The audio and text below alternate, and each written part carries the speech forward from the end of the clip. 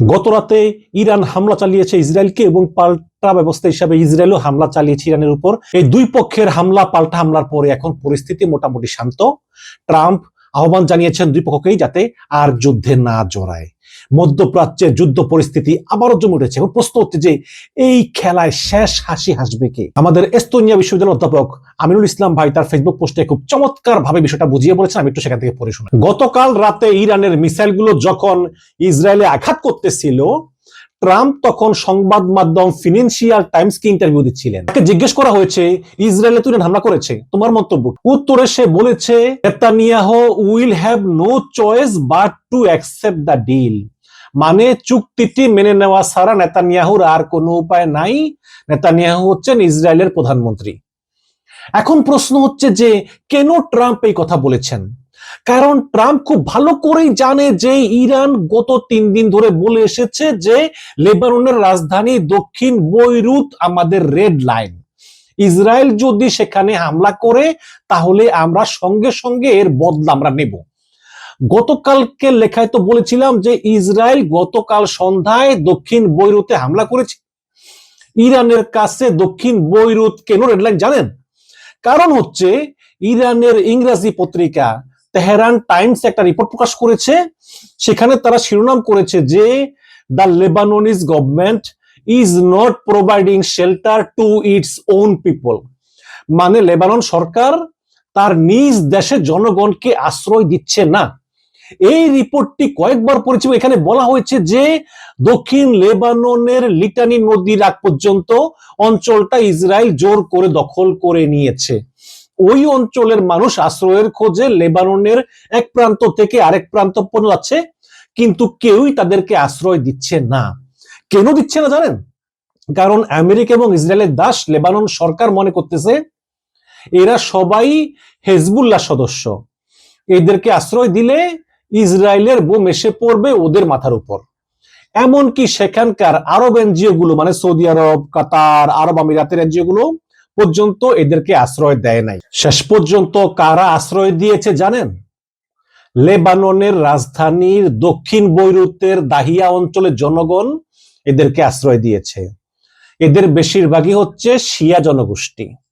Israel গতকালকে সেখানেও বোমা মেরেছে। তাহলে এই মানুষগুলো এখন যাবে কোথায় বলেন তো? ঠিক এজন্যই ইরান গতকাল রাতে ইসরায়েলে একের পর এক ব্যালিস্টিক মিসাইল হামলা করেছে। স্রেফ লেবাননের এই মানুষগুলোকে ইসরায়েলের বোমের হাত থেকে রক্ষা করার জন্যই ইরান এই হামলা চালিয়েছে।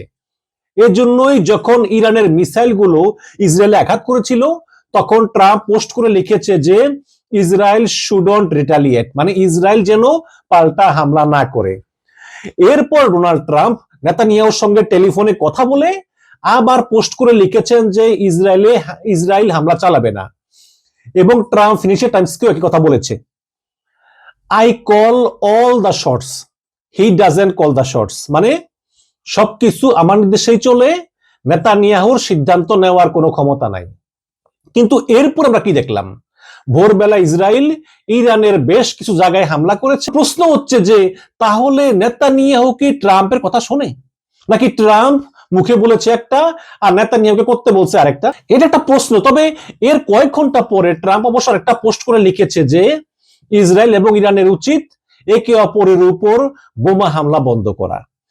তেহরান বিশ্ববিদ্যালয়ের অধ্যাপক মারান্ডি আজ একটা ইন্টারভিউতে বলেছেন যে Iran has the upper hand and that's why Trump is asking Israel to stop the bombing. মানে ইরান এখন সুবিধাজনক অবস্থায় আছে, আর এজন্যই ট্রাম্প ইসরায়েলকে হামলা বন্ধ করতে বারবার আহ্বান জানাচ্ছে। আপনাদের কি মনে হয় যে ইসরায়েল যদি ভালো অবস্থানে থাকতো ট্রাম্প জীবনেও কখনো নেতানিয়াহুকে হামলা বন্ধ করতে বলতো? প্রশ্নই আসে না, বলতো না এই কথা। আর ইরান যে সুবিধাজনক অবস্থায় আছে তা কিভাবে বুঝবেন জানেন? তার্কি সংবাদ মাধ্যম টিআরটি জানিয়েছে যে ইরানের 10টা মিসাইল সরাসরি ইসরায়েলে আঘাত এনেছে। ওর একটি ভিডিও প্রকাশ করেছে। সেই ভিডিওতে দেখা যাচ্ছে যে প্যালেস্টাইনের পশ্চিম তীরের যে জায়গাটায় ইসরায়েলের সেটেলাররা জোর করে দখল করে রেখেছে সেখানেই সরাসরি একটা মিসাইল আঘাত এনেছে।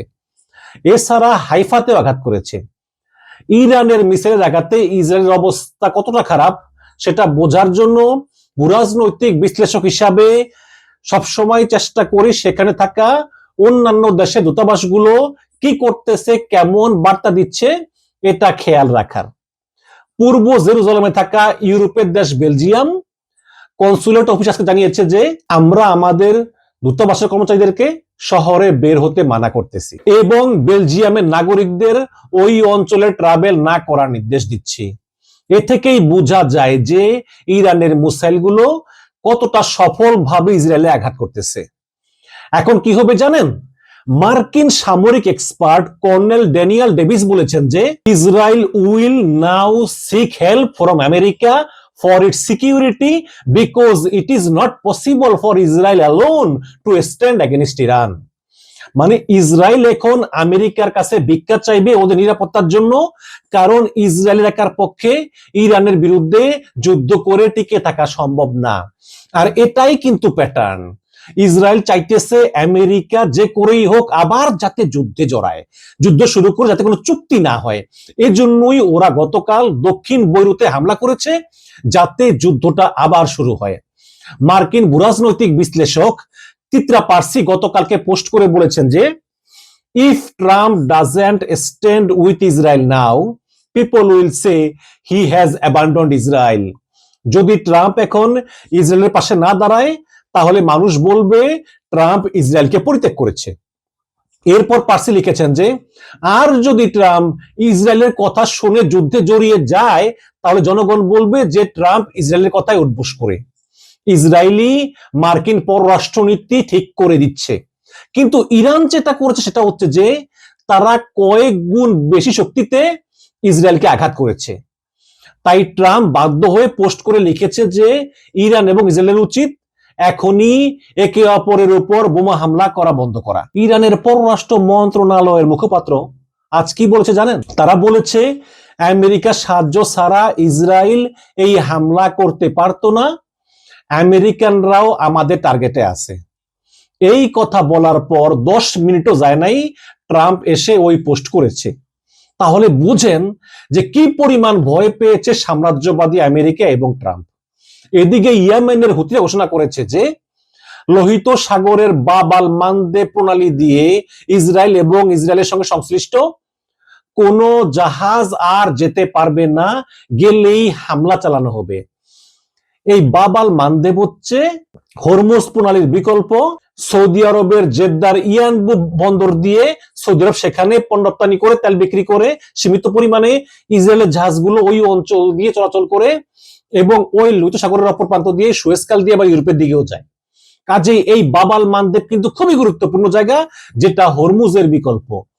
সেটাই কোন ইসরায়েলি জাহাজ চলাচল করতে পারবে না, গেলেই হামলা করবে হুতিরা। তেহরান বিশ্ববিদ্যালয়ের অধ্যাপক মারান্ডি আজকে বলেছেন যে আপাতত শুধু ইসরায়েলের জন্যই এই বাব আল মানদেব বন্ধ করা হয়েছে, কিন্তু যদি ইরানে আরো আঘাত আসে তাহলে হরমুজের মতো সবার জন্যই এই বাব আল মানদেব লোহিত সাগরের প্রণালীও বন্ধ করে দেওয়া হবে।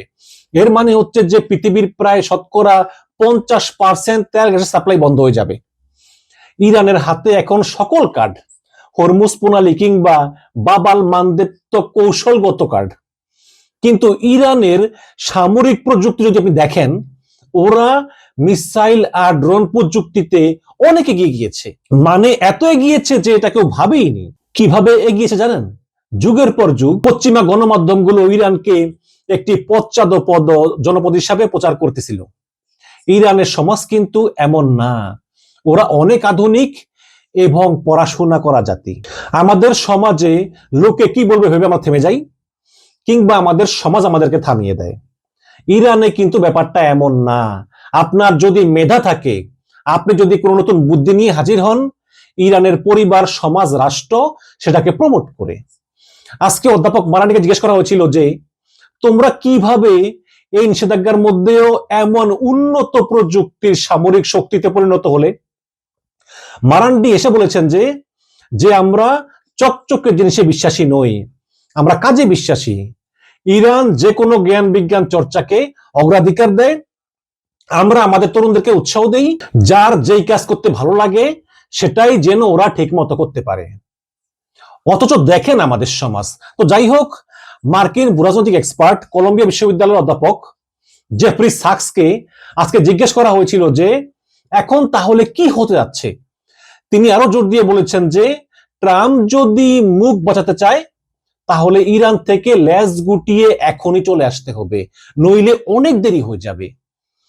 ট্রাম্প লেজ গুটিয়ে পালাবে কিনা বলতে পারতেছি না, কিন্তু এই যে ট্রাম্প ইসরায়েলকে বোমা হামলা বন্ধ করতে বলতেছে, একটি চুক্তির জন্য মরিয়া হয়ে আছে, এটা সম্ভব হয়েছে ইরানের সামরিক সক্ষমতার জন্য।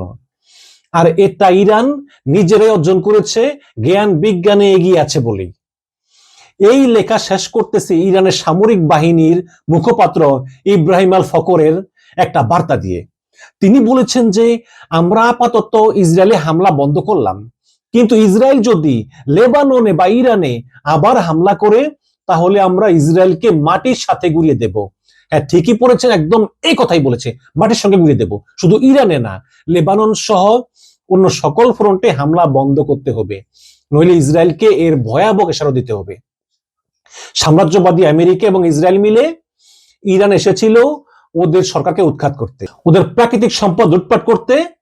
এই যুদ্ধ ওরা শুরু করেছিল ইরানকে ধ্বংস করে দেওয়ার প্রতিজ্ঞা করে, আর এখন ইরান ওদেরকে ধ্বংস করে দেওয়ার হুমকি দিচ্ছে। আমি গত সপ্তাহে লেখায় বলেছিলাম যে ইরান এই যুদ্ধের পর পরাশক্তি হিসাবে পৃথিবীতে আবির্ভূত হবে। শিকাগো বিশ্ববিদ্যালয়ের অধ্যাপক পেপ আজকে বলেছেন যে ইরান এখনই অলরেডি বিশ্বের পরাশক্তি হয়ে গিয়েছে। যেই ইরান আমেরিকা এবং ইসরায়েলের সঙ্গে 100 দিন যুদ্ধ করে টিকে থাকতে পারে, তারা পরাশক্তি না হলে পরাশক্তি কে? এর পক্ষে যুক্তি দিতে গিয়ে তিনি বলেছেন যে হরমুজ এবং বাব আল মানদেব প্রণালী মিলিয়ে পৃথিবীর প্রায় 50% তেল গ্যাস সাপ্লাই নিয়ন্ত্রণ এখন ইরান নিয়ে ফেলেছে, এবং ওদের মিসাইল প্রযুক্তি এখন পুরো পৃথিবীর কাছে বিস্ময়। ওদিকে হরমুজের নিচ দিয়ে যে ইন্টারনেট সাইবার কেবল গিয়েছে, যেটা দিয়ে একদম ইউরোপের সঙ্গে মধ্যপ্রাচ্যের যে ইন্টারনেটের যে সংযোগ, ইরান বলেছে এই জন্য তাকে টোল দিতে হবে। গুগল, ফেসবুক, অ্যামাজন, মাইক্রোসফট এরা সবাই ইরানকে হরমুজের নিচ দিয়ে যে ইন্টারনেট কেবল গিয়েছে বা বাবার মানদেব দিয়ে, এর জন্য ইরানকে ট্যাক্স দিতে হবে। যদি না দেয় তাহলে ইরান ওই ইন্টারনেট কেবল কেটে দিবে, এবং কেটে দিলে পুরো ভারতীয় উপমহাদেশ সহ পুরো মধ্যপ্রাচ্যের সঙ্গে ইউরোপের ইন্টারনেট সংযোগ বিচ্ছিন্ন হয়ে যাবে, এবং মধ্যপ্রাচ্যে যে ডাটা সেন্টার গুলো আছে সেই ডাটা সেন্টারের সঙ্গে অন্যান্য বিশ্বের সংযোগ বন্ধ হয়ে যাবে, এবং এটা হবে গুগল, মেটা, অ্যামাজন, মাইক্রোসফটের বিরাট বড় ক্ষতি। ইরান বলেছে হরমুজ দিয়ে জাহাজ গেলে আমাদেরকে ট্যাক্স দিতে হবে, এবং যত ইন্টারনেট কেবল আছে এগুলোর জন্য আমাদেরকে ট্যাক্স দিতে হবে, এবং এটা করা ছাড়া মাইক্রোসফট, ফেসবুক, অ্যামাজন, গুগলের আর কোনো উপায়ও নাই। ইরানই এখন পৃথিবীর পরাশক্তি।